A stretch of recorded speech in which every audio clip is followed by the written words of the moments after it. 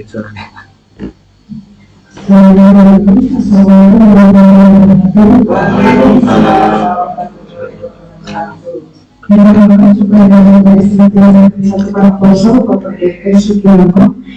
saya hormati Bapak Ibu Wakil Kepala Sekolah beserta rekan-rekan guru dan calon penggerak angkatan 7.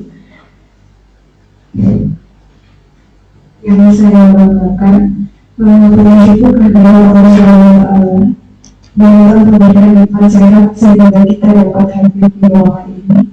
Perkenalkan, saya Farah selaku pembawa acara akan mengajak Bapak Ibu dalam acara susunan sosialisasi disiplin positif oleh calon pembela angkatan 7 dari SMP Negeri 1 Karangposo. Acara yang pertama adalah pembukaan, kemudian sambutan dan penyampaian pemateri hari pada Bapak Ibu. Mari kita buka acara ini dengan bacaan bersama. Yang kedua, selanjutnya sambutan kepada Bapak Kepala Sekolah SMP Negeri 1 Karangposo pada Bapak Sugiono dipersilakan.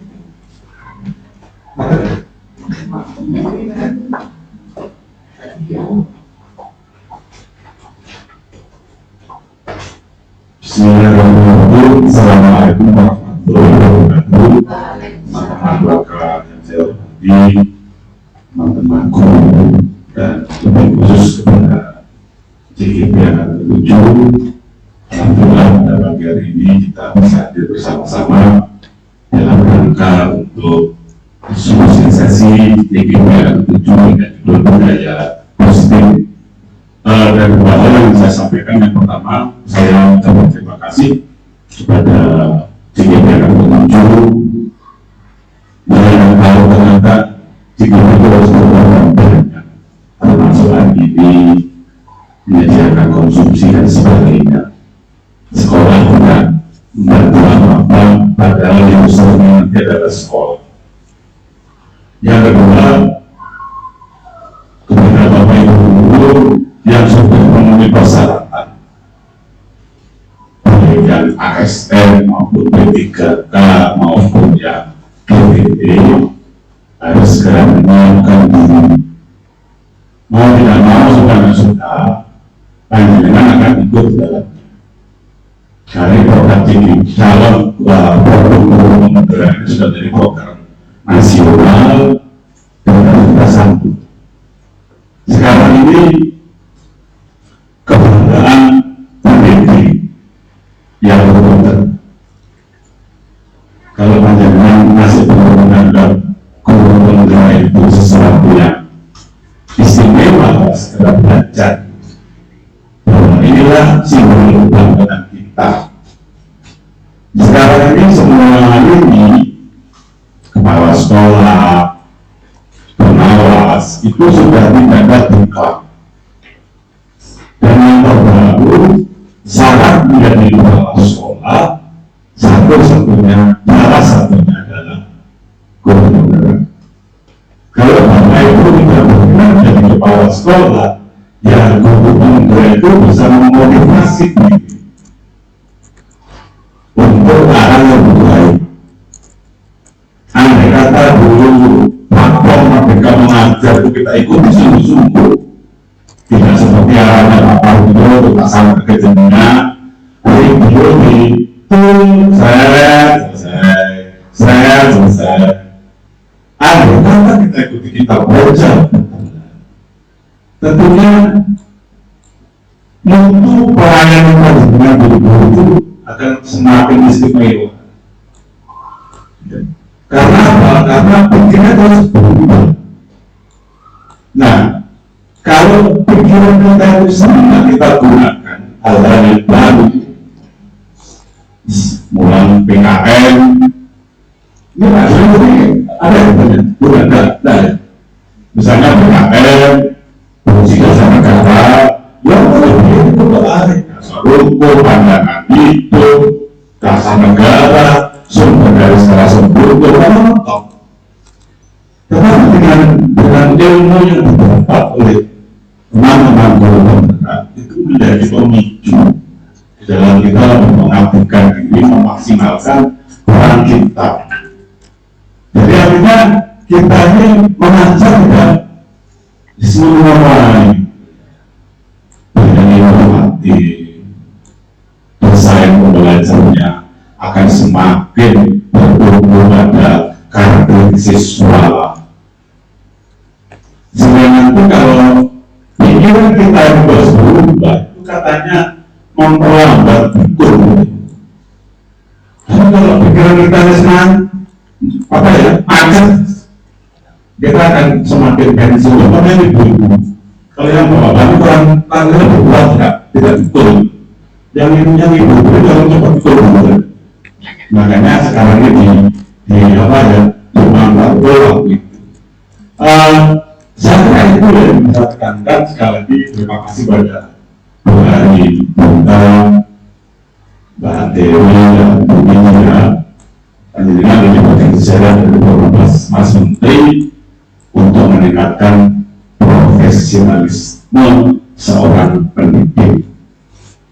Kata kuncinya tidak ada satu yang sia-sia. Semua akan membawa makna kelak di akhir hari. Terima kasih. Selamat bersosialisasi tentang budaya positif. Maka dengan ucapan Bismillahirrahmanirrahim, kegiatan ini saya katakan dimulai pelaksanaannya. Terima kasih. Mohon maaf. Wassalamualaikum warahmatullahi wabarakatuh.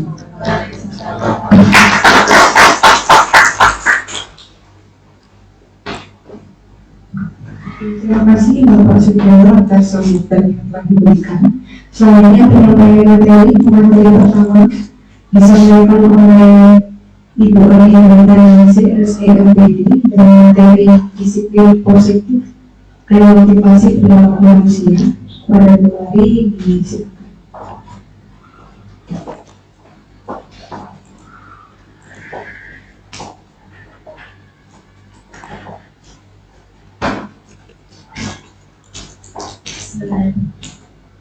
Bismillahirrahmanirrahim. Assalamualaikum warahmatullahi wabarakatuh. Terima kasih kepada Bapak Kepala Sekolah yang berkenan hadir untuk kegiatan sosialisasi CGD Angkatan 7 ini. Kemudian juga kepada Bapak Ibu guru rekan-rekan kita di SMP 140. Baik, saya akan mencoba memulai presentasi saya tentang budaya positif. Mungkin sebelum kita mulai, saya sedikit tadi yang disampaikan Bapak Kepala Sekolah memang betul sekali ya, yang disampaikan Bapak Kepala Sekolah bahwa ternyata pada saat sebelum kita masuk menjadi CGB sepertinya seperti itu biasa aja gitu Pak. Kita sudah profesional, intinya seperti itu. Sudah, kalau misalkan saya sudah hampir 20 tahun mengajar, dikira sudah profesional, ternyata begitu masuk di pendidikan calon guru penggerak ini sangat luar biasa. Kita seperti tidak ada apa-apanya Bapak. Kita seperti mulai lagi dari nol. Kita seperti ternyata banyak yang salah yang kita ajarkan selama ini. Ternyata kita dalam memimpin anak itu masih sangat jauh dari harapan yang nantinya akan yang ingin dicapai oleh CGB ini ternyata luar biasa sebenarnya. Jadi ini motivasi juga buat kami, nanti juga buat teman-teman yang belum ikut, bahwa kalau ternyata sudah masuk di situ, luar biasa pengalaman kita yang kita dapatkan sangat banyak sekali. Baik, saya mulai dari budaya positif. Di sini budaya positif adalah kebiasaan atau perilaku positif yang disepakati bersama untuk dijalankan dalam waktu yang lama. Budaya positif kaitannya dengan filosofi KHD, yaitu bahwa dengan menerapkan budaya positif di sekolah, maka akan mempermudah tercapainya tujuan pendidikan nasional sesuai dengan filosofi Ki Hajar Dewantara, yaitu mewujudkan pendidikan yang berpihak pada murid. Jadi di filosofi Ki Hajar Dewantara itu adalah banyak yang intinya kita itu hanya sebagai perantara atau sebagai penuntun yang melaksanakan. Itu murid-murid itu harus kita kedepankan. Murid itu semua kegiatan yang kita lakukan, pengajaran yang kita lakukan itu harus berpihak pada murid. Intinya murid senang, murid itu dalam artian di sini juga merdeka belajar itu artinya ya apa yang diminati anak itu yang kita ikuti. Kalau selama ini kan kita doktrin, kita guru, kita sebagai senternya, apapun murid harus ikut kepada kita. Tapi untuk filosofi KHD ini bahwa guru yang harus mengikuti apa yang diinginkan murid sesuai dengan kodrat alam dan kodrat zaman. Karena sekarang ini kan kita tidak lagi di pendidikan sekarang itu kita memang harus sudah berfokus pada murid ya, sesuai dengan zamannya. Tidak lagi seperti zaman dulu kita didoktrin ayo tulis 100 kali ya ditulis gitu. Kalau sekarang kita harus mengikuti keinginan anak apa supaya anak itu lebih enjoy. Jika anak itu senang, nanti di dalam mengikuti pembelajaran juga akan banyak materi yang bisa terserap. Jadi tidak di bawah tekanan, tidak dalam tekanan gurunya. Kalau kita dulu sekolah, kalau nggak ngerjakan PR ya siap untuk dipukul, siap untuk dihukum. Kalau sekarang sudah tidak diperbolehkan seperti itu. Itu harapannya di Merdeka Belajar seperti itu juga yang menurut KHD. Kemudian disiplin positif merupakan disiplin yang bertujuan untuk membentuk karakter, namun tanpa hukuman. Di sini disiplin positif merupakan pendekatan mendidik anak untuk melakukan kontrol diri dan pembentukan kepercayaan diri. Jadi kita mulai menumbuhkan rasa percaya diri dari anak, bukan di bawah tekanan. Biasanya anak kalau sudah dimarahi di bawah tekanan tidak akan bisa berkonsentrasi dengan baik. Tapi kalau anak itu senang, dia akan bisa konsentrasi mengikuti pembelajaran dengan baik. Kemudian dalam rangka menciptakan lingkungan positif, salah satu strategi yang perlu kita tinjau kembali adalah penerapan disiplin positif di sekolah kita. Sebenarnya di sekolah kita sudah dilakukan itu, tinggal seberapa efektifnya, apa yang perlu kita benahi.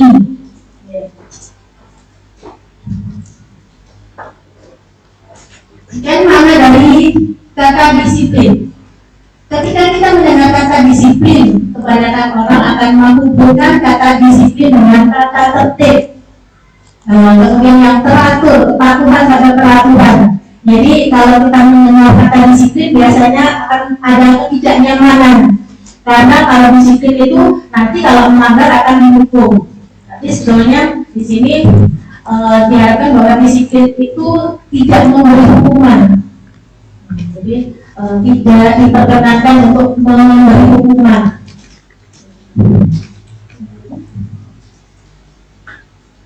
Kemudian menurut Ki Hajar Dewantara bahwa untuk mencapai kemerdekaan atau dalam konteks pendidikan menciptakan murid yang merdeka secara utamanya adalah harus ada disiplin yang kuat, yaitu disiplin yang masuk di sini adalah disiplin diri dan memiliki motivasi internal, motivasi dari dalam diri kita sendiri sebagai pendidik ataupun motivasi dari siswa tersebut, dari anak-anak didik kita.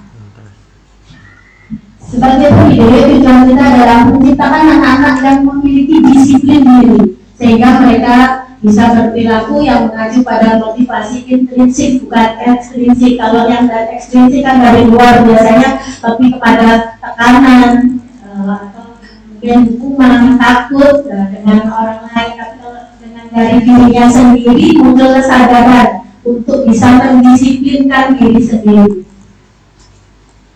Baik, kemudian yang materi yang kedua yaitu tentang motivasi perilaku manusia, hukuman dan penghargaan.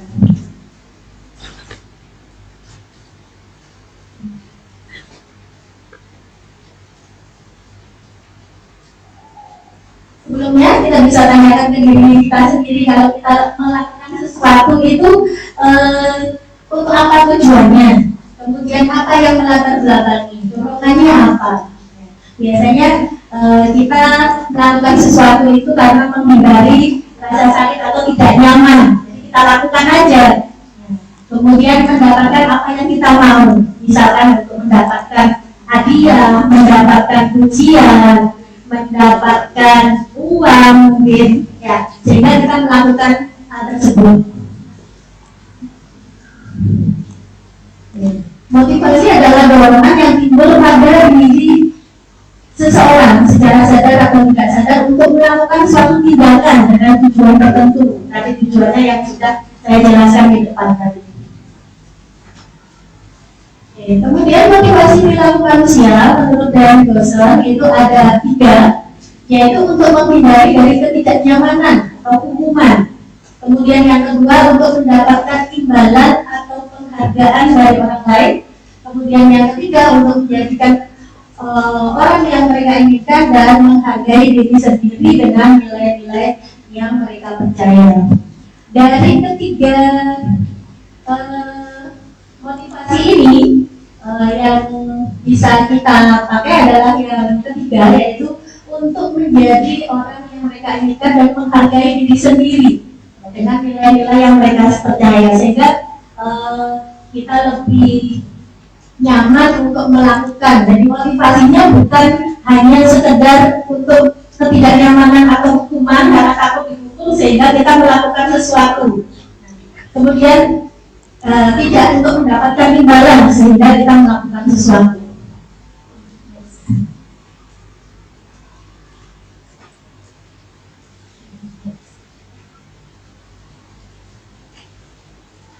Kemudian yang selanjutnya adalah hukuman atau konsekuensi. Biasanya jika kita atau anak didik kita melakukan tindakan yang melanggar, itu kan pasti ada hukuman atau konsekuensi dalam tindakan tersebut. Perbedaan antara hukuman dan konsekuensi. Jika hukuman itu bersifat tidak terencana atau tiba-tiba, anak atau murid tidak tahu apa yang akan terjadi dan tidak dilibatkan.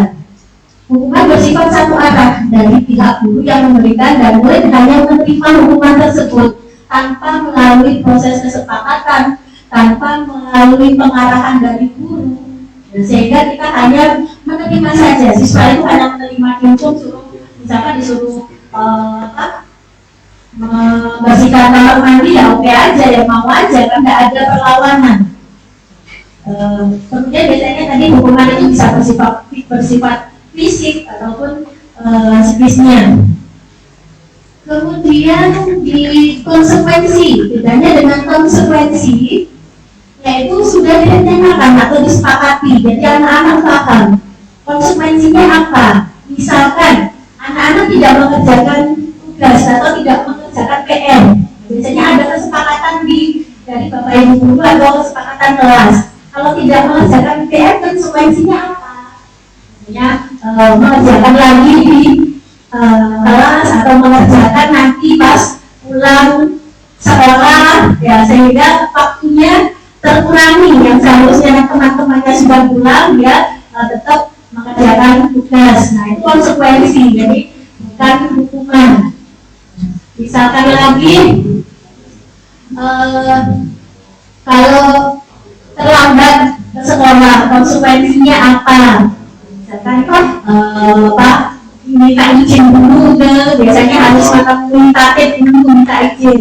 Jadi bukan langsung kalau udah terlambat sekolah langsung dikenain hukuman, nggak boleh masuk ke kelas misalkan sampai berapa jam belajar.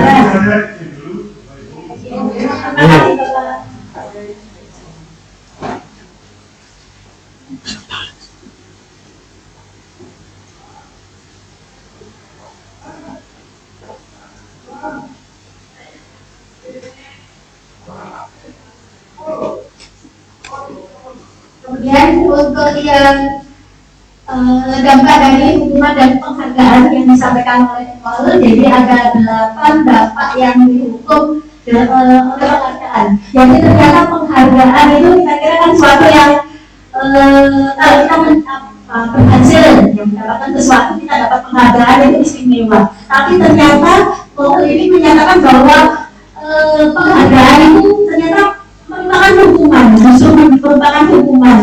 Ternyata tidak membuat seseorang menjadi lebih baik, termotivasi. Ternyata di sini ada 8 di antaranya adalah pengaruh jangka panjang dan jangka pendeknya, ada di slide berikutnya. Nah, dampaknya ini yang pertama, pengaruh jangka panjang dan jangka pendek. Penghargaan efektif jika kita menginginkan seseorang melakukan sesuatu yang kita inginkan dalam jangka waktu yang pendek. Tapi kalau kita dalam jangka waktu yang panjang, penghargaan itu tidak lagi menjadi efektif, ya, sehingga seseorang itu justru akan kehilangan motivasinya. Sehingga hanya sesaat saja dia bisa memotivasi diri untuk mendapatkan penghargaan itu. Kemudian penghargaan ternyata tidak efektif jika hanya untuk melakukan yang diinginkan saja. Ya, jadi misalkan saya ingin jadi juara kelas, sehingga saya motivasi saya harus berusaha keras. Tapi setelah itu tercapai, motivasinya sudah hilang. Jadi justru penghargaannya menjadi tidak efektif. Kemudian yang selanjutnya, penghargaan bisa merusak hubungan. Ya, jika ketika seseorang diberi penghargaan atau dipuji di depan orang banyak, maka yang lain akan merasa iri. Ya, sehingga sebagian yang tidak menyukai akan bisa merusak hubungan tersebut. Ya, misalkan, oh saya sepertinya yang seharusnya dapat, bukan si dia. Akhirnya bisa merusak hubungan dengan orang lain, ya, dan misalkan antara siswa, bisa juga antara guru juga bisa seperti itu, ya, karena penghargaan ini mungkin ada yang merasa tidak sesuai, sehingga justru akan merusak hubungan. Yang selanjutnya, penghargaan mengurangi ketepatan. Nah, ini dari hasil riset ada yang dilakukan terhadap anak-anak yang diberi penghargaan berupa uang dan permen, menunjukkan bahwa hasil pekerjaan mereka itu lebih banyak membuat kesalahan. Oke, seperti contoh saya pernah melakukan ini, anak-anak itu saya iming-imingi dengan saya bawa pulpen. Jadi silakan yang bisa menjawab pekerjaannya dengan cepat dan benar, saya beri permen. Ternyata anak-anak itu jawabnya karena ingin cepat-cepatan supaya mau mendapatkan pulpen ini. Ternyata hasilnya ya asal-asalan aja, yang penting selesai duluan gitu. Segala cara bisa dilakukan, bisa nyontek punya temannya, bisa lihat buku dan sebagainya. Jadi karena tidak berdasarkan dari motivasi intrinsiknya. Oke. Kemudian penghargaan bisa menurunkan kualitas. Oke. Ini misalkan di pekerjaan juga demikian. Sebagai contohnya tadi mahasiswi, ya, mahasiswa atau mahasiswi yang diberikan uang, ya, padahal beliaunya itu kan kayak mahasiswa ini kan belum saatnya bekerja sebelumnya, ya, hanya seharusnya melakukan pekerjaannya itu tidak didasarkan pada uang tapi pengalaman. Tapi karena dia sudah diiming-imingi uang, sehingga pekerjaannya tidak maksimal dilakukan. Kemudian penghargaan bisa mematikan kreativitas. Ya, biasanya murid-murid misalkan kita berpikir mengenai hadiah atau penghargaan yang untuk menulis sebuah puisi misalkan. Kreativitas kelompok murid-murid banyak berkurang dibanding dengan yang tidak diberitahu hadiahnya. Ya, karena kalau tidak diberitahu hadiahnya, hadiah mulai tak menarik, nggak mau, ya, justru. Jadi kalau tidak dikasih tahu kan stres, jadi dia semangat mengerjakan tugasnya seperti itu. Jadi ternyata bahwa penghargaan itu bisa mematikan kreativitas seseorang. Oke, ini yang agak lebih memuaskan nih, penghargaan sifat menghukum. Ya, ini terjadi ini saya alami juga. Ya, saya alami dulu. Biasanya kalau mulai SD SMP aku selalu jadi juara kelas, selalu ranking 1, ranking 2. Kemudian waktu SMA nggak pernah dapat ranking, dan itu menantikan benar-benar merasa terpukul, merasa berarti saya nggak pintar sama sekali, dan itu sangat membuat saya justru tidak termotivasi belajar. Nah, nanti ternyata ranking itu bisa membunuh motivasi seseorang. Jadi makanya ini yang anak-anak setelah saya tahu materi ini, biasanya saya ke anak-anak, mereka mesti setiap laporan nanya, Bu saya ranking berapa? Semuanya ranking 1, hebat semua saya gitu kan. Bener Bu ya anak. Kamu nggak perlu tahu rankingnya, yang penting kamu belajarnya ditingkatkan, kamu sudah maksimal, nilai kamu sudah ada, itu bagus-bagus semua. Seperti itu bilangnya. Karena memang untuk di kurikulum merdeka ini tidak ada ranking. Kalau kita lakukan selalu yang dilihat dulu ranking berapa. Kalau pas orang tua kita ngambil rapor, sebelum ranking berapa, karena nggak berani sembunyi takutnya nanti pas rankingnya turun dan sebagainya. Nah ini justru merusak motivasi kita. Mungkin yang bagus ada motivasi dari dalam diri. Ya, jadi sesungguhnya bahwa kita sudah bisa menguasai suatu keterampilan, ya itu sudah dianggap bahwa itu sebuah penghargaan. Nah itu harus dari situ. Jadi sedikit yang bisa kita lakukan itu sudah penghargaan bahwa kita bisa. Ya, nggak harus sampai yang yang tidak bisa kita capai. Yang saya harus perfect seperti dia, saya harus oke seperti si A, si B, tidak harus seperti itu. Di situ contohnya aja bisa, misalkan anak sudah bisa baca aja sudah penghargaan. Mungkin anak sudah jalan sudah bisa penghargaan. Jadi kalau di kelas kita anak-anak sudah mau mengerjakan tugas itu sudah penghargaan ya, Ibu. Jadi nggak usah misalkan kerjaanmu nggak jelek dan sebagainya kan. Saya kan sudah kita membantu. Tidak terucap tadi setelah saya tahu ini. Kalau itu sebelumnya ada, ayo pekerjaannya diperbaiki lagi. Segitu kadang kalau kurang pas. Nah, jadi itu bahwa ternyata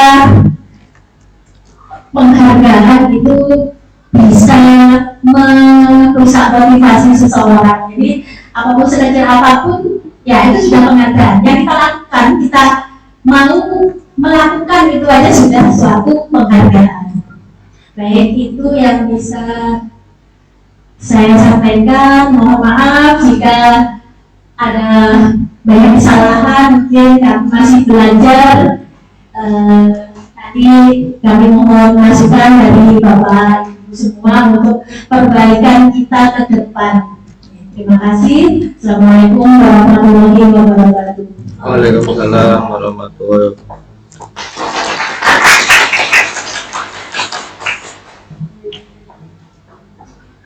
Terima kasih kepada Bapak Ibu kita dengan menyampaikan materinya. Selanjutnya langsung saja ke bidang penilaian cara berlatih SPS ini dengan materi posisi kontrol dan kebutuhan dasar manusia. Baik Ibu, silakan.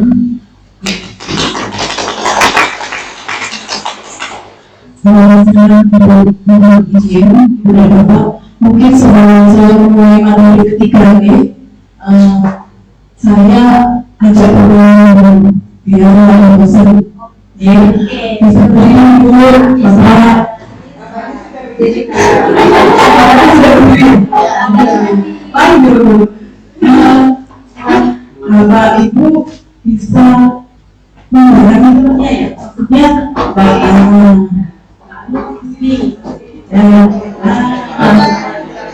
Bu Ani mungkin bisa maju sama Brenda dari boleh apa itu?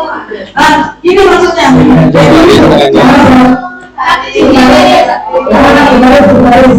Oke, mohon Mbak Rahma. Ibu sekolah. Bapak sudah beri Pak. Ini tadi apa ya Pak? Saya bisa minta teman yang di belakangnya untuk pijit bahunya temannya.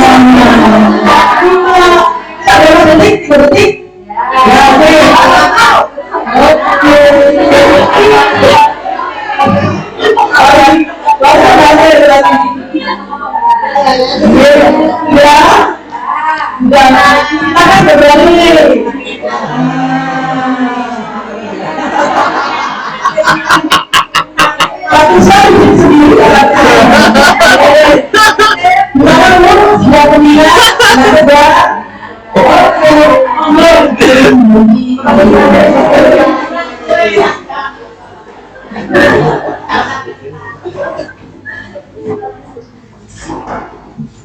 Baik Ibu, untuk materi selanjutnya, untuk materi ketiga, saya akan membahas tentang posisi kontrol ya.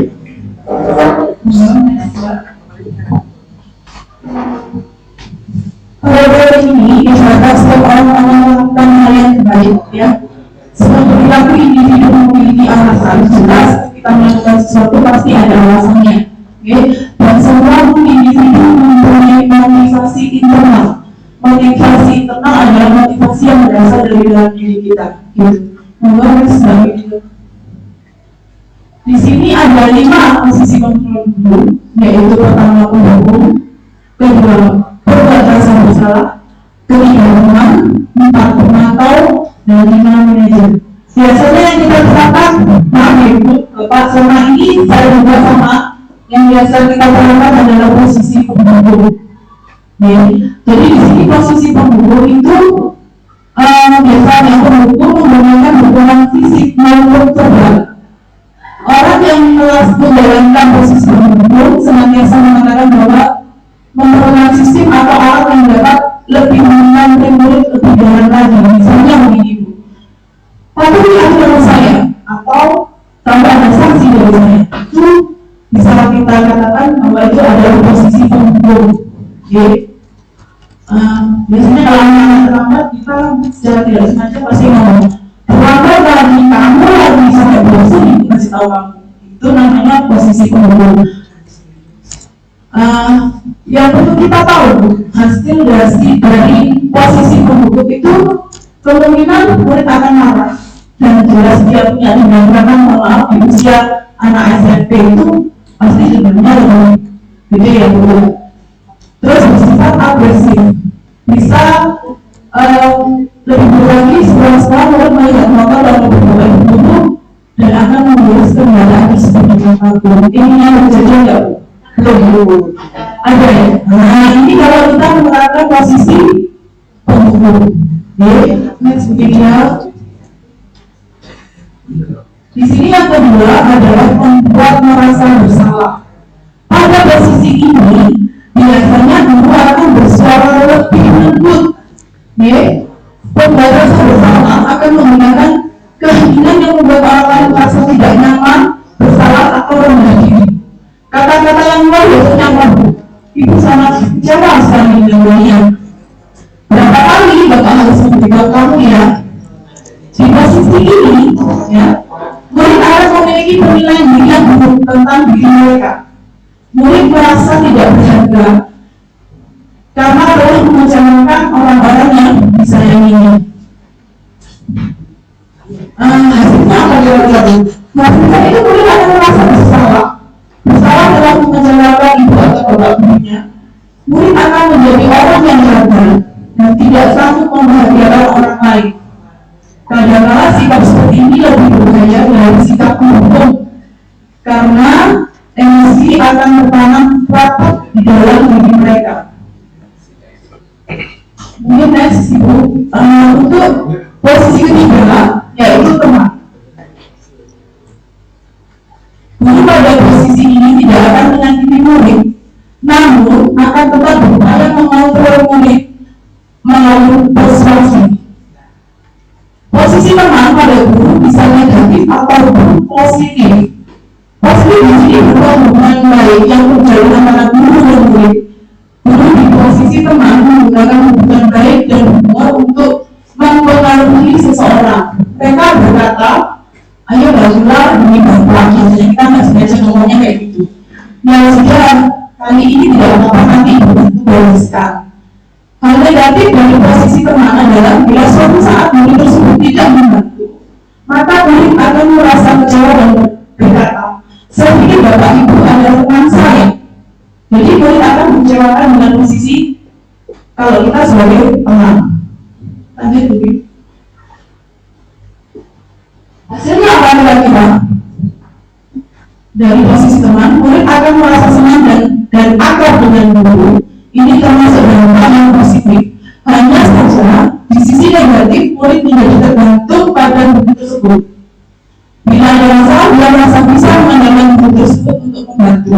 Akibat lain misalnya, jadi kalau misalnya nih gurunya pindah gitu, gurunya ini nggak ada di situ, pasti dia ngomong ini nggak ada, saya nggak nyaman. Akhirnya dia juga efeknya ke saya males jadinya sekarang nggak ada kapan nggak ada berbeda seperti itu.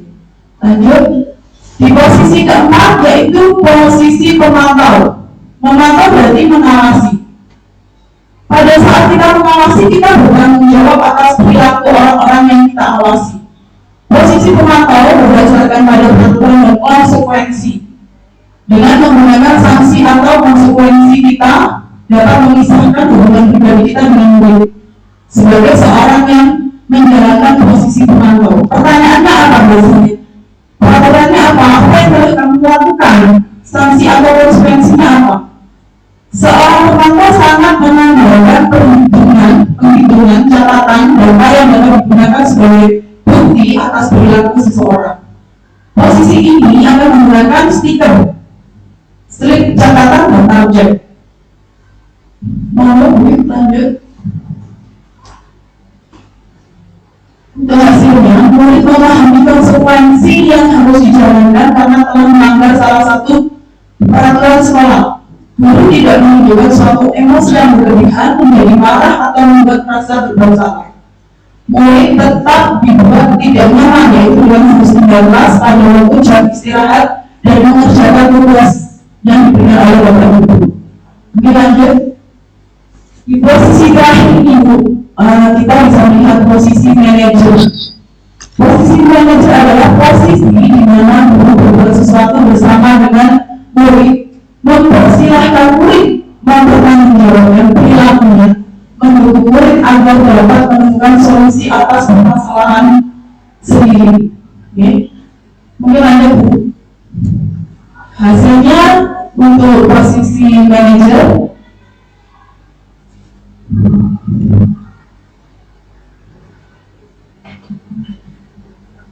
posisi yang menurut tadi dari 5 posisi itu kira-kira apa? Posisi yang mana? Oke, makasih dari posisi manajer. Posisi yang ideal bagi seorang guru adalah posisi manajer dengan mengacu pada restitusi membuat murid menjadi manajer bagi dirinya sendiri. Ini untuk kami dokumentasi di penerapan posisi manajer guru-guru. Ini dari kita. Ini dari saya. Dan ini dari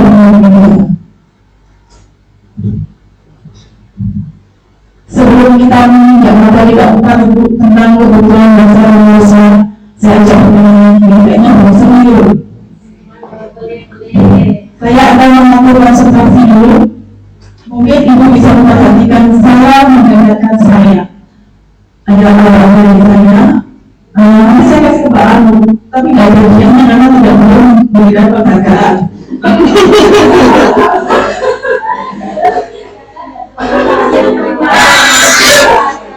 Baik, semuanya. Perhatikan saya, dengarkan saya, dan dengarkan saya. Ya, itu instruksi dari saya. Ini satu, yang ini dua. Kalau ini tiga, ada yang bisa Bu? Ini satu. Wow, karena konsentrasinya mantap. Lanjut ya Bu ya.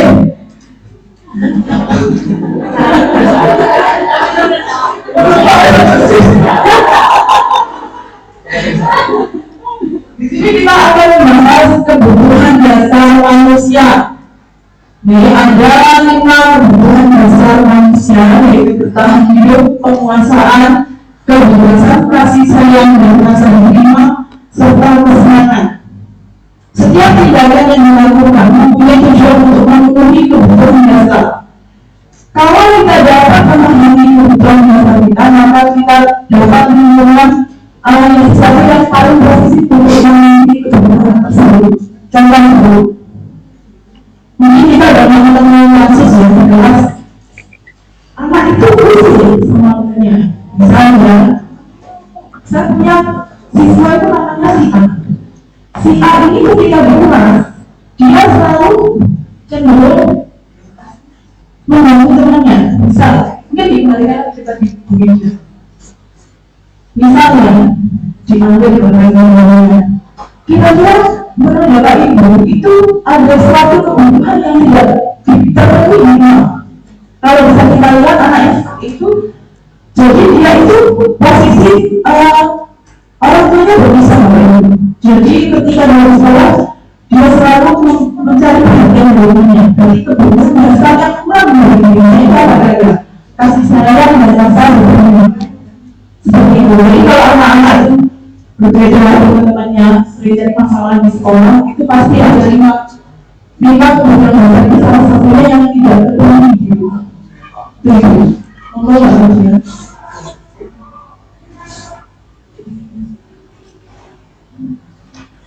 Konsep lima kebutuhan dasar manusia tidak hanya berlaku bagi anak-anak atau murid-murid, namun juga bagi manusia dewasa seperti kita.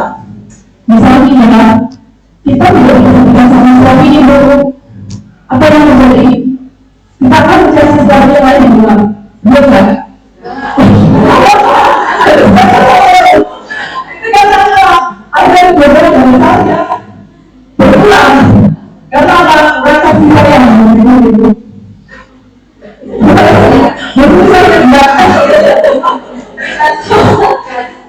Untuk saya menyatakan bahwa kapasitas untuk berubah ada dalam diri kita. Jika kita dapat mengidentifikasi kebutuhan apa yang mendorong perubahan perilaku positif, dapat dimulai dengan mencari solusi untuk memenuhi kebutuhan tertentu dengan cara yang positif. Mungkin sedikit. Sudah nggak apa-apa ya, apa nggak?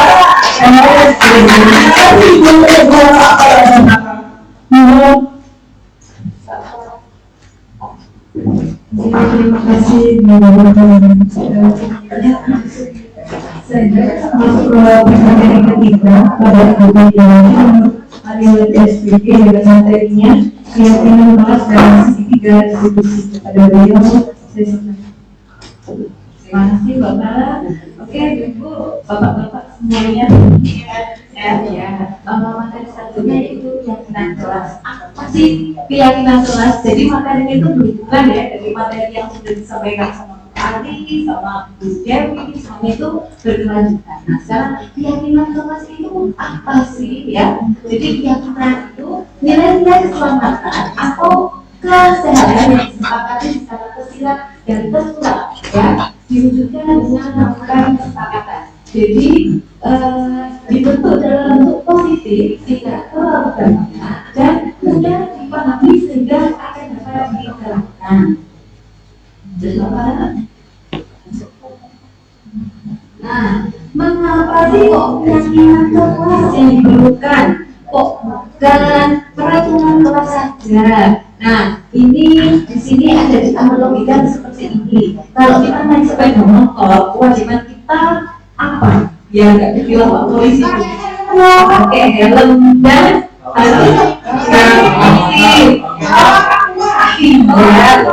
nah, tujuannya dari pakai helm itu biar apa? Yang itu adalah mata. Nah, kemudian ada analogi yang kedua. Peraturan pada saat kemarin COVID kita itu wajib pakai masker. Tujuannya apa?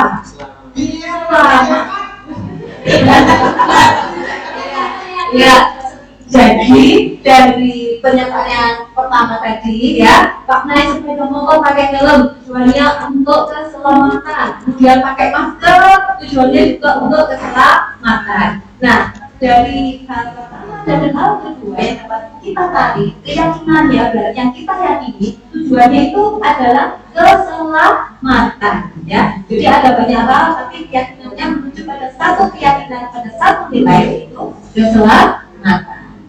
Lanjut sekarang.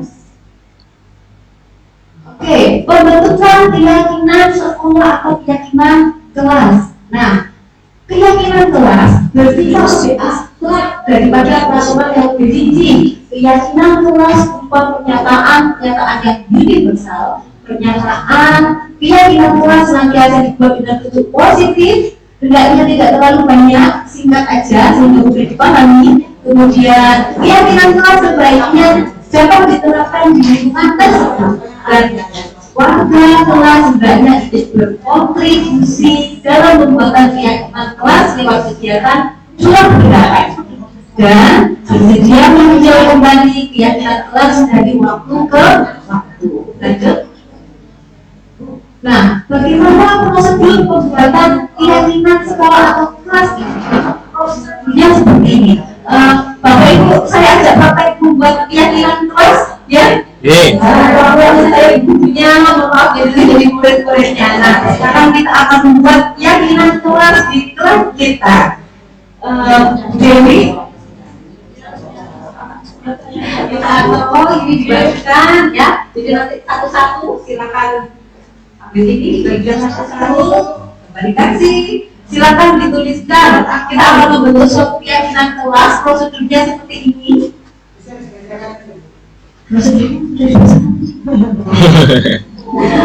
Yang bertanya jadi yang merokok kan. Jadi jangan dibacain dulu.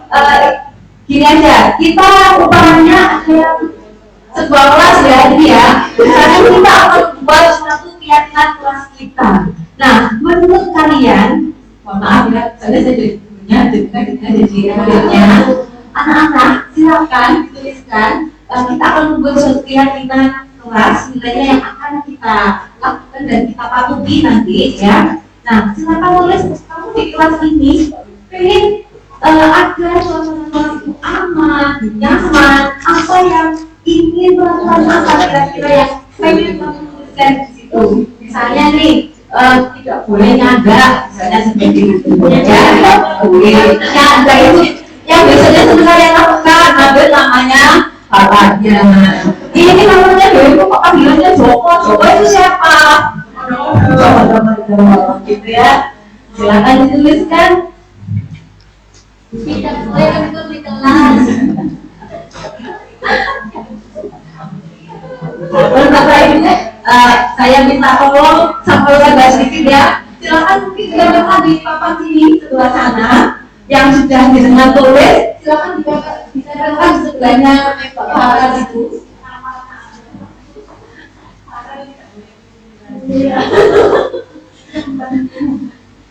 Oke.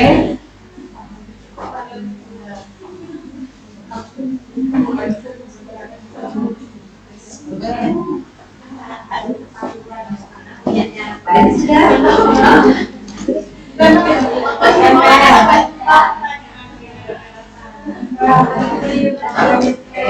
Ada berapa? Satu lagi.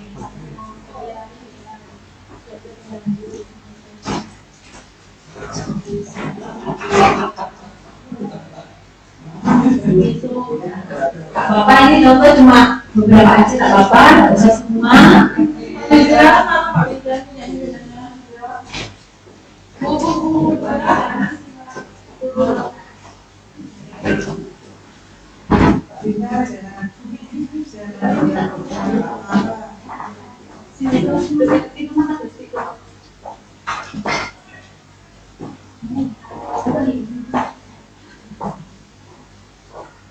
Oke, setelah semua materi saya tuliskan ya, karena matanya semuanya belum tulisin ya.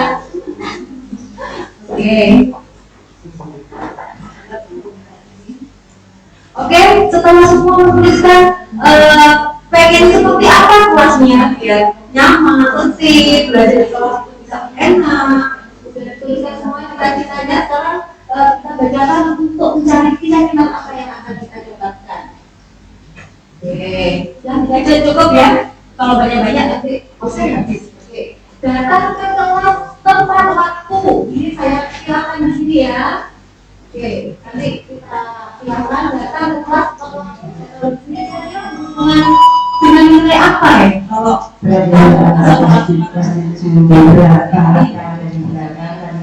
yang pertama sudah diinfokan oleh Bapak Kepala Sekolah bahwa anak segera bisa menjalankan sekolah. Ibu ulang sekali lagi, anak segera bisa dikosongkan karena kalian tidak ada pendampingnya. Silakan segera menjalankan kelas atau tidak sudah penting. Anak-anak masih berada di dalam kelas. Sekali lagi, harus harusnya pilih lagi. silakan yang masih berada di dalam kelas segera kelas dikosongkan. Kelas dikosongkan, silakan segera meninggalkan kelas. Anak bisa meninggalkan sekolah. Jaga kesehatan karena kondisi hujan. Anak bisa bagaimana bisa menjaga diri kalian. Silakan yang masih berada di kelas belakang, kelas 7 masih pesta dengan kopinya. Segera kopinya segera dihabiskan, segera meninggalkan sekolah. Kelas-kelas yang masih ada, banyak anak kelas yang di dalam kelas masih banyak ya. Silakan segera sekali lagi, saya sampaikan sekali lagi, segera dikosongkan. Terima kasih.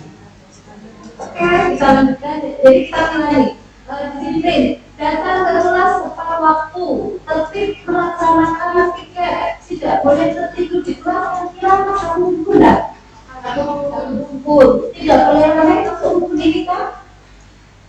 Di sini ada katakan kejujuran, atau kejujuran berarti satu nilai sendiri ya.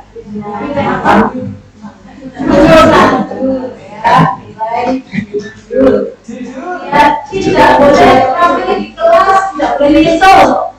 Masuk mana kira-kira atau nilai yang lain lagi? Oke. Kemudian tidak boleh makan permen di kelas. Oke. Dilarang buang air kecil dan berandre. Bagaimana jaga kebersihan ya? Ya. Sembarangan ya.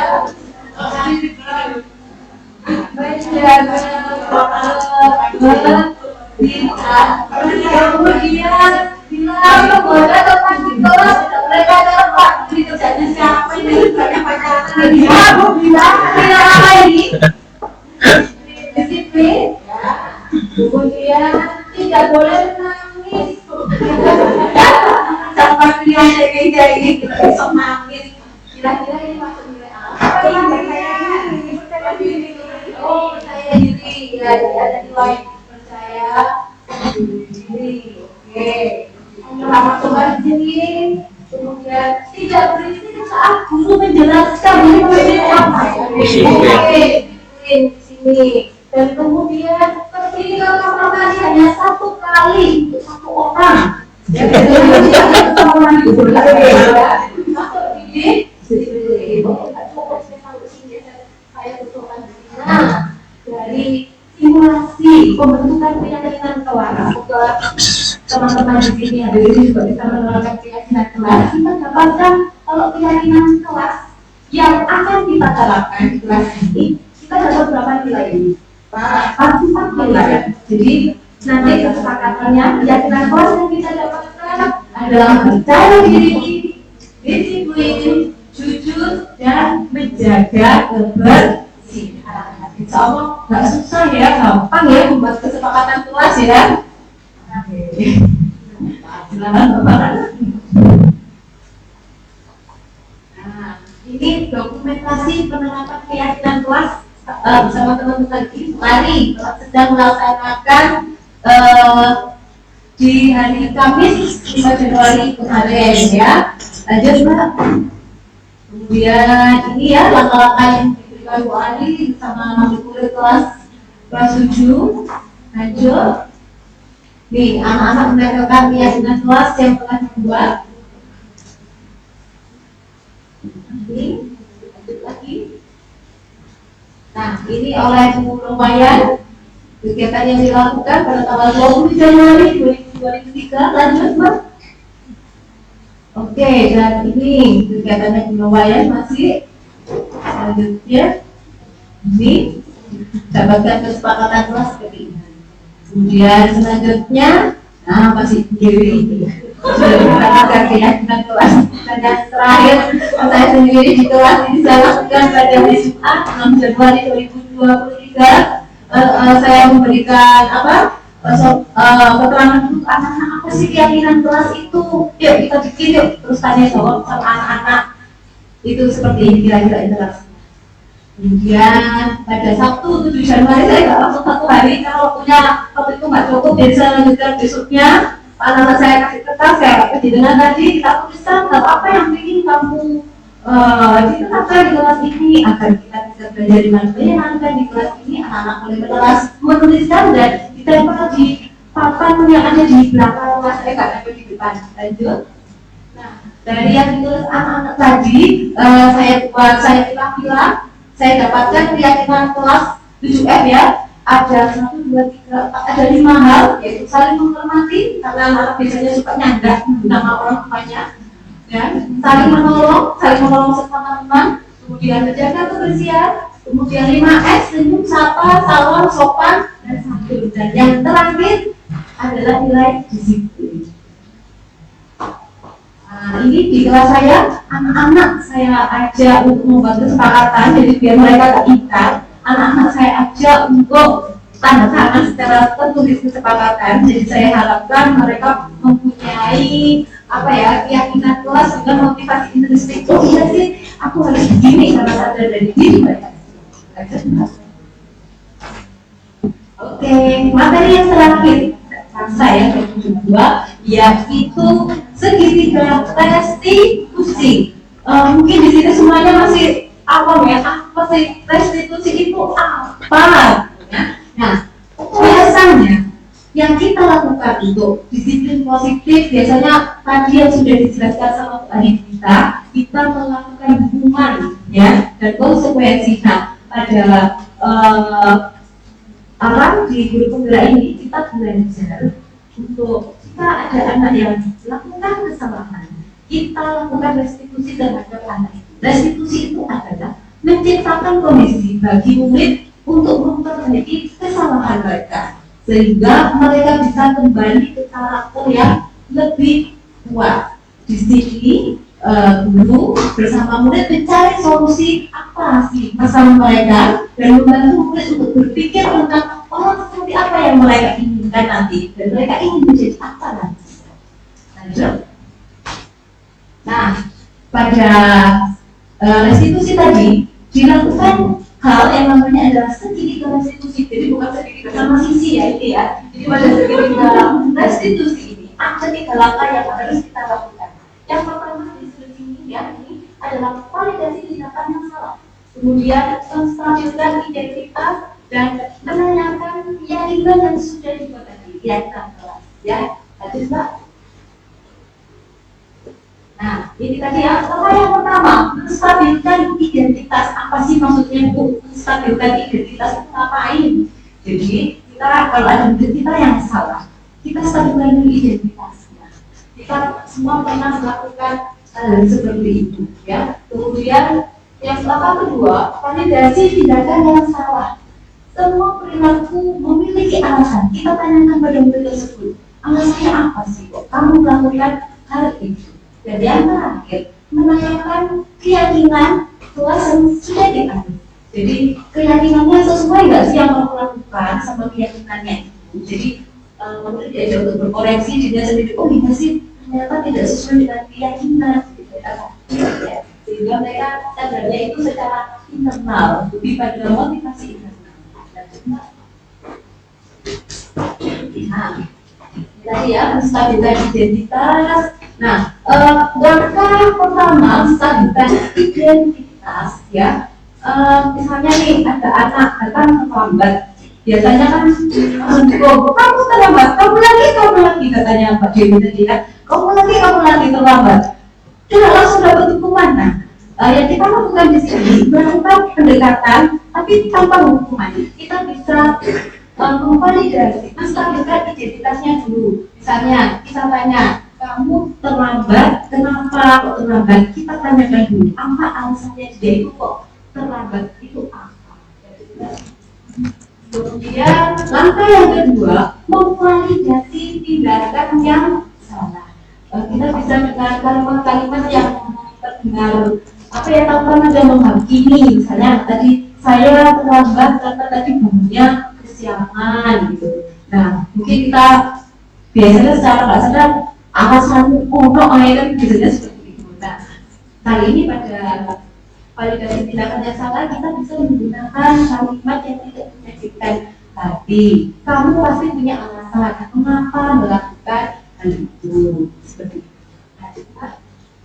Dan yang ketiga ketiga, menanyakan keyakinan. Nah, kalau kamu terlambat, sesuai nggak sih kamu keyakinan kelasmu? Kamu sudah menyalahi keyakinan yang mana? Nah, ternyata ada keyakinan kelas yang namanya di situ kira-kira kok terlambat keyakinan apa yang sudah dilanggar? Disiplin. Nah, jadi anak itu sadar, oh iya saya sudah melanggar keyakinan kelas yaitu disiplin. Nah, kemudian kita menanyakan lagi pada anak tersebut. Nah, biar kamu bisa disiplin dan tidak menyalahi keyakinan, apa solusinya yang bisa kamu kerjakan? Misalnya dengan akan melihat sendiri, saya tidak akan tidur malam-malam sehingga bangun saya tidak akan kesiangan. Jadi intinya menemukan motivasi internal pada sendiri.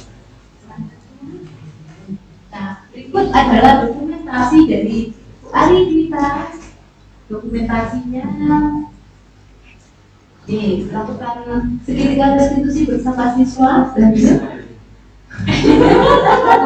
Nah ya, kemudian ini yang oleh Bu Dewi melakukan di siapa namanya? Setiap hari. Oke, lanjut. Jadi saya sendiri melakukan praktek segitiga restitusi bersama siswa. Videonya nggak ada. Lalu saya Bapak Ibu terima kasih itu tadi materi yang dapat saya mohon maaf sebagian ya.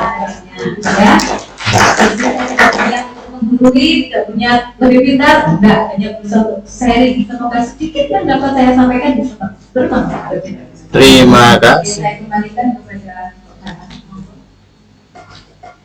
terima kasih pada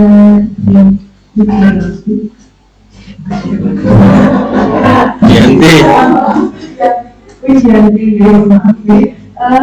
Saya tidak berlama-lama, mungkin saya Bapak Ibu yang ingin bertanya dengan materi. Mungkin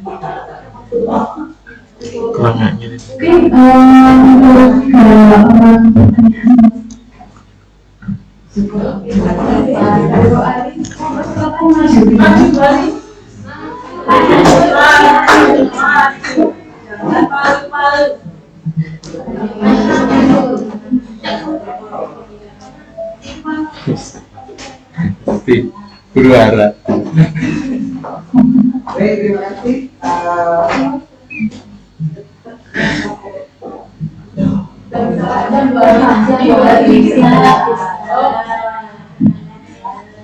Terima kasih. Yang pertama yang saya tanyakan yaitu kita kan juga belajar juga dari mungkin bisa sharing setelah jenengan mendapatkan ilmu JGW gitu kan, inovasi-inovasi apa yang sudah diterapkan yang hubungannya dengan implementasi dari pembelajaran yang berbeda dengan kita semuanya. Itu yang pertama. Yang kedua, bagaimana sih caranya misalnya ya? Jadi membahas tentang motivasi dalam diri anak.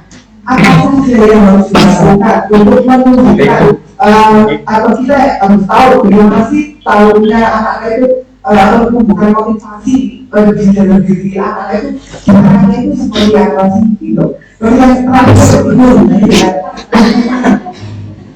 hubungan reward dan sebagainya. Ya, ini saya beda. Mohon maaf.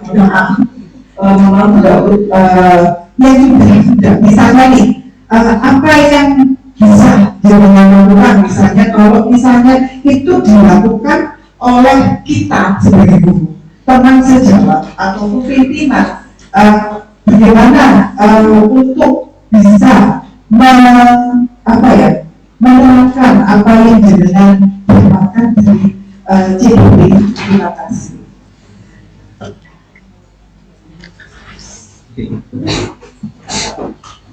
Terima kasih Bu Ari. Kita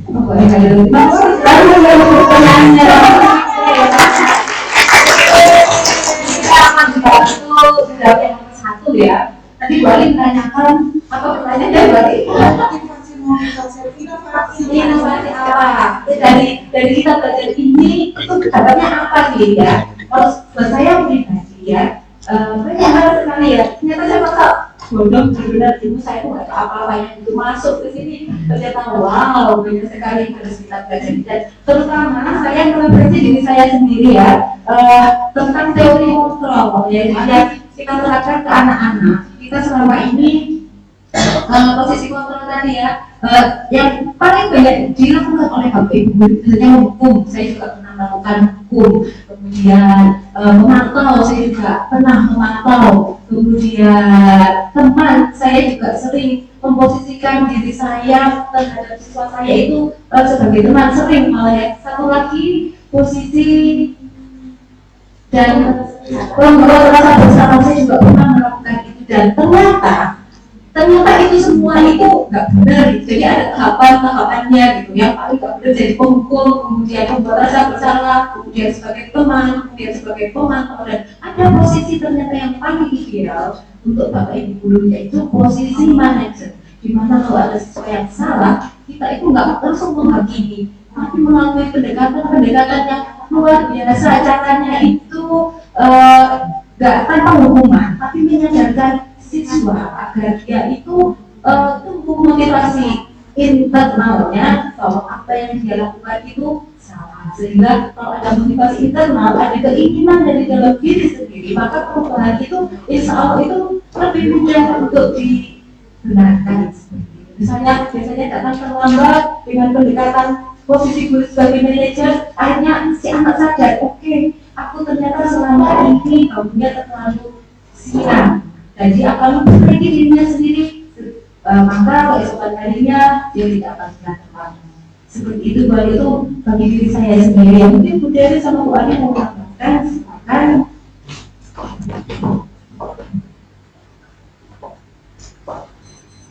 Ya, terima kasih Bu Arimana atas pertanyaannya yang luar biasa.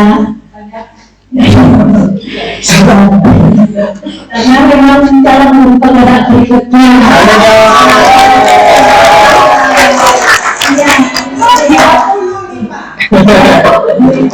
Berapa hari? Insya Allah dibuka sampai nanti seluruh bapak ibu semuanya bisa mengikuti pendidikan calon penggerak. Kalau peraturan ini mungkin tidak ada hubungannya dengan ganti menteri karena siapapun peraturannya itu sudah ada di undang-undang. Baik, saya akan mencoba menjawab tadi inovasi apa yang diterapkan di sekolah. Mungkin memang apa ya, seperti yang disampaikan Bu Lydia tadi, belum banyak yang bisa kita lakukan.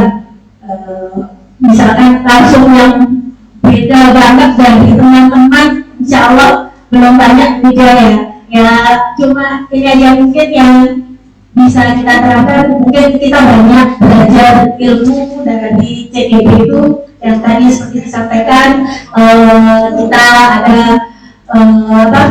jika ada anak melakukan kesalahan kita tidak langsung menghukum tapi kita bisa menerapkan segitiga restitusi. Mungkin memang tidak semuanya bisa kita jalankan ya, karena masih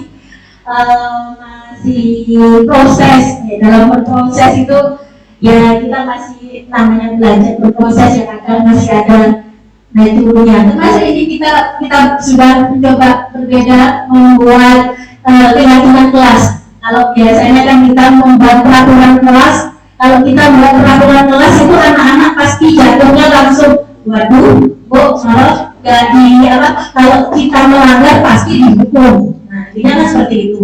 Tapi kita mencoba membuat berbeda dengan keyakinan kelas. Jadi intinya bahwa itu datang dari kesadaran diri anak-anak. Yang menentukan keyakinan kelas ini anak-anak sendiri.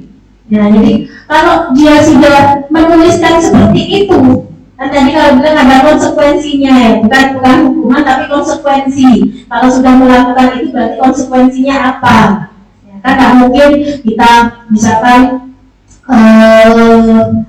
membuat kesalahan tidak ada konsekuensi, ya, tapi konsekuensi bukan lagi hukuman. Jadi anak tidak lagi takut untuk berproses, ya. Karena dalam berproses pasti ada kesalahan-kesalahan yang dilakukan, termasuk kita saja selama belajar, kita kan tetap selalu belajar. Kita sebagai guru tidak selalu benar dalam menyampaikan sesuatu ke anak-anak, kita tidak selalu benar. Jadi kita juga mulai sadar, oh iya, ternyata ada kesalahan, berarti kita harus berani merevisi. Ya, jangan malu, aku ketok gak pinter, misalkan di hadapan anak-anak. Saya mencoba seperti itu. Jadi kalau misalkan saya salah, kadang saya terlambat ke kelas, itu saya insya Allah selalu bilang minta maaf ke anak-anak. Itu yang saya lakukan. Mungkin berbeda dengan yang dulu. Kalau dulu sebelum saya mengenal pendidikan di Barat, yang masuk kelas ya aja, akan terlambat ya oke aja gitu. Jadi kalau sekarang saya setiap masuk kelas selalu melihat dulu, kadang termasuk yang penampilan kita juga sudah siap belum. Termasuk sekarang untuk inovasi ya di media pembelajaran, mungkin kita sekarang sudah sering memakai kita memanfaatkan aplikasi-aplikasi yang lagi kita sekarang apa gitu, anak-anak suka. Kadang kita juga meskipun belum bisa membuat maksimal dengan membuat sendiri, kita bisa dengan cara ATM yang amati, tiru, modifikasi. Nah itu kita bisa lakukan itu. Jadi anak-anak biar nggak bosan, karena kita sudah dengan video, materi-materi yang bisa ditampilkan di YouTube seperti apa gitu. Itu mungkin inovasinya memang sangat masih sedikit, masih banyak yang perlu kita benahi lagi. Dia tadi yang kedua apa tentang menumbuhkan motivasi dari diri. Ya mungkin kita kalau menumbuhkan motivasi biasanya kita lebih kepada cerita, menceritakan ke anak. Ya, menceritakan pengalaman atau berbagi biasanya lebih banyak ke cerita, sehingga anak-anak itu bisa memahami, sehingga akan tumbuh motivasi dari diri sendiri. Itu yang kalau yang saya lakukan seperti itu. Saya biasanya memberikan nasihat itu tidak langsung kamu gini, enggak. Saya bercerita dulu kepada saya, atau kadang saya tayangkan video tentang motivasi. Ya, yang paling menyentuh itu biasanya kalau itu saya pernah menanyakan yang orang yang cacat gitu, yang menang lomba renang. Ada yang renang, yang disabilitas itu ya, yang renang, yang lari. Yang ini punya kekurangan tapi bisa mengatasi kekurangan itu. Saya selalu menyampaikan ke anak-anak, kamu sempurna. Ya, kamu sempurna, bisa punya semuanya lengkap. Tapi kenapa kamu nggak bisa seperti itu? Mungkin kalau saya bilang itu kadang-kadang membuat rasa bersalah. Tapi sebenarnya saya ingin memotivasi anak-anak melihat yang seperti itu aja. Yang kakinya hanya sebelah, yang tangannya hanya sebelah, bisa luar biasa motivasinya. Kenapa kamu berat seperti itu? Jadi kadang itu yang membuat anak-anak bisa menumbuhkan motivasi dari dirinya sendiri. Oh iya, pasti dia akan melihat seperti itu. Yang seperti itu aja bisa, kenapa saya nggak bisa? Oke. Mungkin itu ya, untuk menumbuhkan motivasi. Kemudian jika ada temannya yang melakukan posisi kontrol itu apa yang harus kita lakukan? Ya, itu yang menjawabnya. Ya, terima kasih. Mungkin itu yang bisa saya lakukan. Terima kasih. Mohon menjawab Ibu Lori, mungkin apa yang bisa kita lakukan pada teman yang memposisikan diri sebagai pembantu. Ini salah satunya Bu ya, kita membuat sosialisasi hari ini. Mungkin ada sebagai orang yang memahami bahwa posisi kontrol yang baik itu sebenarnya hanya posisi manajer. Jadi kalau ada teman yang seperti itu, diharapkan dengan sosialisasi yang kita sampaikan, paling tidak sedikit menambah wawasan. Seperti itu Bari. Apakah sudah puas dengan jawaban saya?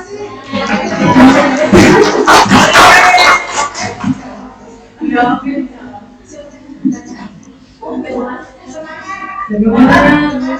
Apakah jawabannya sudah puas? Terima kasih. Tepuk tangan dulu untuk mungkin selanjutnya dari ada mungkin pertanyaan.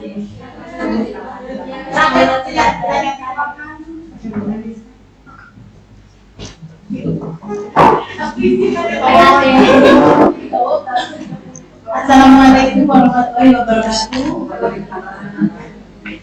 Mungkin saya ingin sedikit menyambung pertanyaan dari Bu Ani tentang cara memotivasi siswa yang tepat apabila ada ibaratnya siswa itu dicelup gak teles, diomong gak kokol, dibuang balik mana. Ibaratnya seperti itu. Ini karena studi kasus dari satu siswa saja seperti ini. Kemudian yang kedua tentang ini mungkin menyambung ya pertanyaannya. Jadi yang kedua itu juga cara mengetahui kebutuhan dasar siswa itu bagaimana. Karena ini memang luar biasa sekali siswa itu. Gak boleh menyebut nama ya. Gak boleh sebut nama ya. Nah, lalu yang terakhir itu cara menciptakan segitiga restitusi di kelas apabila waktunya kita itu terbatas. Begitu. Terima kasih. Wassalamualaikum warahmatullahi wabarakatuh.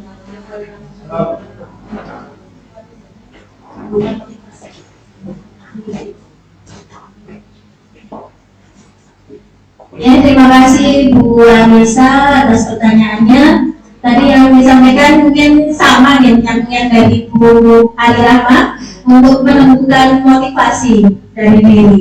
Ya, tadi seperti yang saya sampaikan menentukan motivasi yang motivasi dari diri, Mbak, yang motivasi.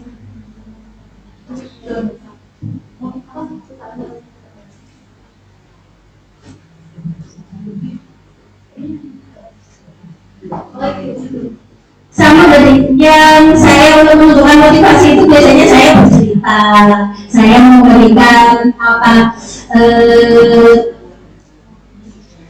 menayangkan video-video motivasi itu yang dari yang saya lakukan. Kalau ini biasanya apa dari Bu Dewi? Ya, nanti disampaikan Bu Dewi gitu, ya tambahannya. Saya sama itu. Ini sebenarnya buat saya untuk kita memotivasi siswa. Memang kalau memotivasi siswa itu di usia SMP adalah gampang-gampang susah. Ikan panjang bukan bisa lebih diberi gak garing, diberi gak lulus, gitu kan? Jadi begitu perlu dilakukan konseling di sini. Konseling individu dalam artian kita mencari latar belakang dulu apa yang membuat siswa itu. Pasti anak-anak melakukan sesuatu itu kalau tidak ada latar belakang nggak mungkin. Bisa jadi ini berhubungan dengan 5 kebutuhan dasar tadi, ya. Jadi semua orang itu pasti memiliki 5 kebutuhan dasar. Mungkin bisa coba buat 5 kebutuhan dasar. Materi keempat gitu.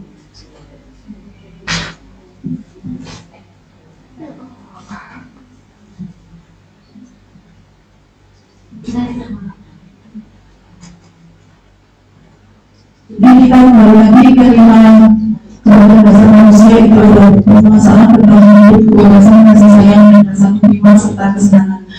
Misal ini pasti dimiliki semua anak. Kalau misalnya salah satu saja membuat kebutuhan dasar manusia ini tidak terpenuhi, yang tadi sudah saya sampaikan Bu ya. Misal ini contoh kasus ini, si A ini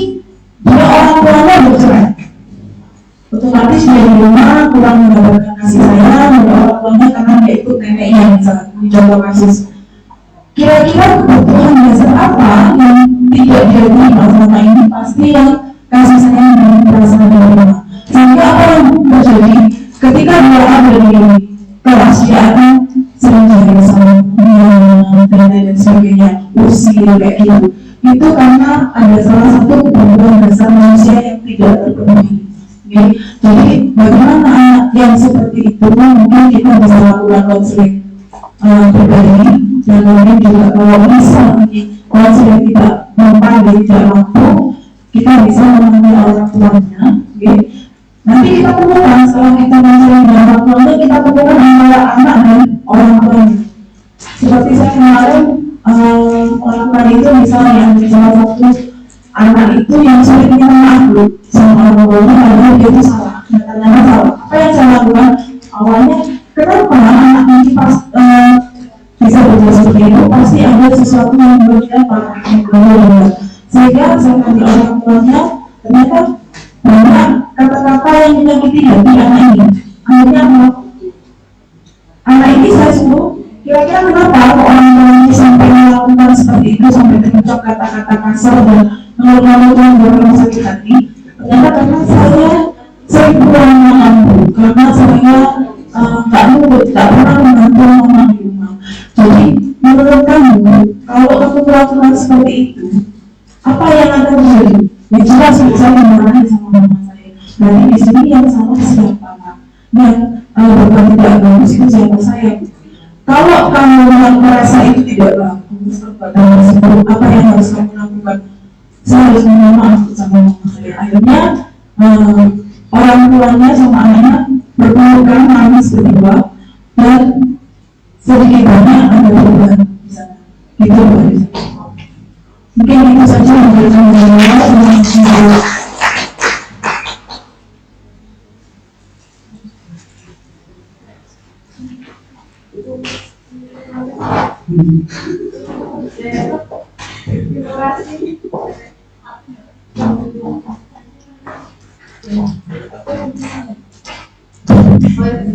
Baik, terima kasih kepada Ibu calon pembicara pada 7 yang telah menyampaikan materi beserta menjawab semua pertanyaan yang sudah diberikan. Mungkin saya tarik kesimpulan saja dari materi ini. Dari materi yang pertama, disiplin positif ya. Mungkin disiplin positif ini merupakan pendekatan mendidik anak untuk melakukan kontrol diri dan menumbuhkan kepercayaan diri. Kemudian ada posisi kontrol yang ada yang pertama ada hukum, membuat rasa bersalah sebagai pemantau, dan yang terakhir adalah sebagai manajer. Dan lebih baiknya atau idealnya Bapak Ibu Guru lebih berdekatan sebagai manajer. Yang selanjutnya ada kebutuhan dasar manusia, ada rasa perasaan dan hidup, kasih sayang, rasa diterima dan senang. Dan yang terakhir yang di kelas diwujudkan dengan melakukan kesepakatan atau antara guru dan murid dibentuk dalam bentuk yang positif. Baik, Bapak Ibu Guru sekalian, mungkin saya ada sedikit pantun. Duduk sendirian tanpa kasih, tidak sedia. Jadi saya menjaga hari ini, wassalamualaikum warahmatullahi wabarakatuh.